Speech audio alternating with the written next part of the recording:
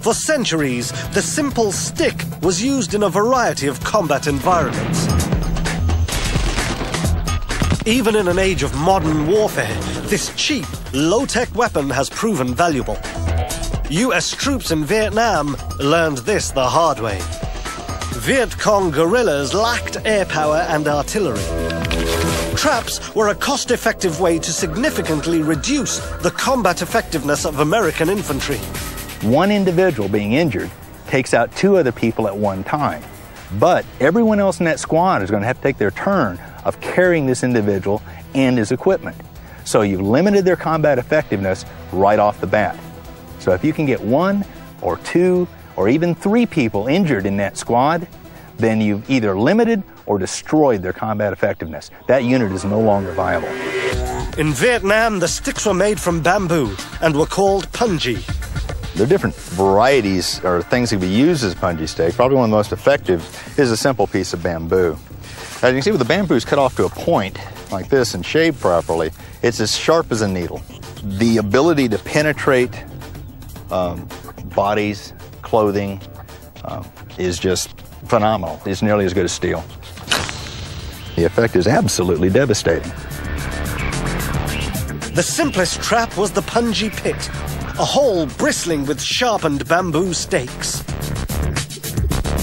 Right here, men, we have our punji man trap. As you can see, when I lift up, you can see all those punji stakes down the bottom.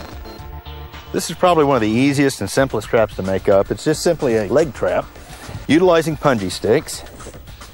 The top of this trap will be covered with a lattice work, which is just simply fine twigs woven together, placed down over the top of this, and then leaves or whatever normal debris is around the trap so that it looks natural will be placed over the top of it.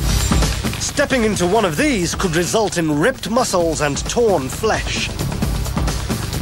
And that wasn't the worst of it.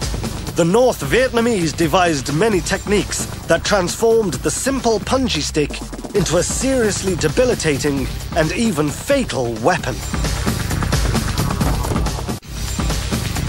In the 1960s, American troops in Vietnam discovered that a very simple weapon could pose a serious threat.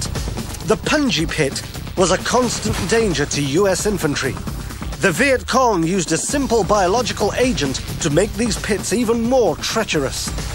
One of the more effective ways this was used was after this would be shaped, is that it'd be filled with human excrement. And that way anyone who fell on this would also have the human excrement imparted into the wound and just starts horrendous infections. Disease-carrying punjis and spikes were not always fixed on the ground. Punji traps were sometimes constructed with moving parts. Downward pressure from a soldier's foot would force the punjis or spikes into the most vulnerable parts of his body. Right here, men, we have our ankle trap. The way this trap works is there's a flexible material between the 2 wings. You place that into a hole so that the entire mechanism is below ground level, so you can't see the spikes. You then place a lattice work over the top of it, as we described before, and an individual comes by on the trail and steps into this. The 2 wings then fold up, pushing the spikes all the way in. You can imagine what it would do to the side of your ankle. And mechanical punji traps weren't limited to attacking a soldier's legs. This is a pivoting leg trap. You've got a stepping plate here. This right here is the pivot, and on this end, the punji stakes.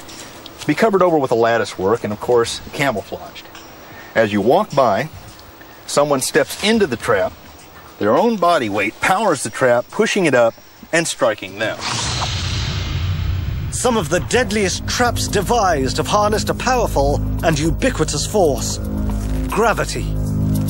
Always available, gravity generates velocity. When a spiked bamboo trap is pulled high in the air, it accelerates towards the ground when released. Velocity plus mass plus sharpened spikes equals death from above.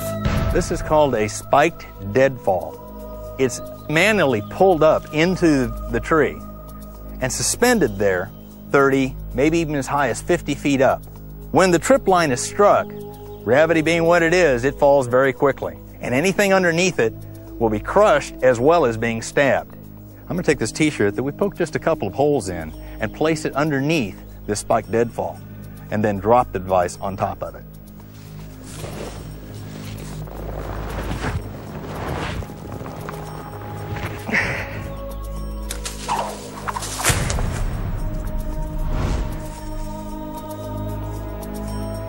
A really bad day.